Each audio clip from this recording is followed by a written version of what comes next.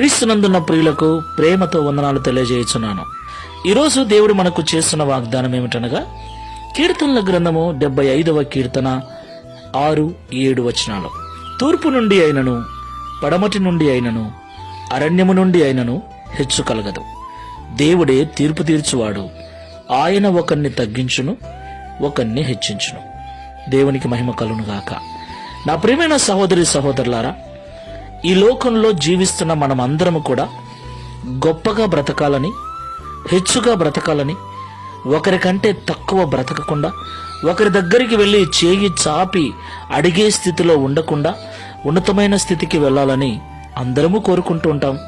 అందుకొరకు అన్ని రకాల ప్రయత్నాలు చేస్తూ ఉంటాం, అన్ని రకాలుగా ప్రయాసపడుతూ ఉంటాం. అయితే మనం ఎన్ని ప్రయత్నాలు చేసినా, ఎంత ప్రయాసపడినా మనము హెచ్చుగా జీవించాలి, గొప్పగా జీవించాలి, ఉన్నతమైన స్థితికి వెళ్ళాలి అంటే అది దేవుని వలననే సాధ్యం. ఆయనే ఒకరిని తగ్గించును, ఆయనే ఒకరిని హెచ్చించును. దేవునికి మహిమ కలుగును గాక.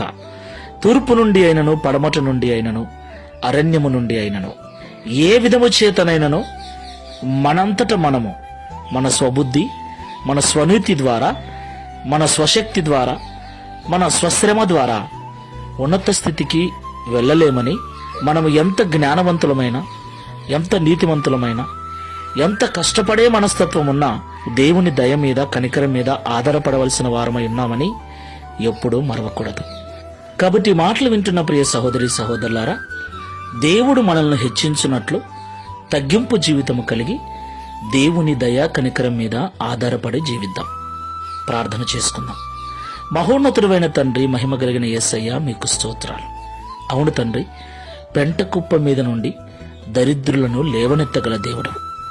గొర్రెల దొడ్డిలో ఉన్న దావీదును సింహాసనం మీద కూర్చోబెట్టిన దేవుడవు నీవే.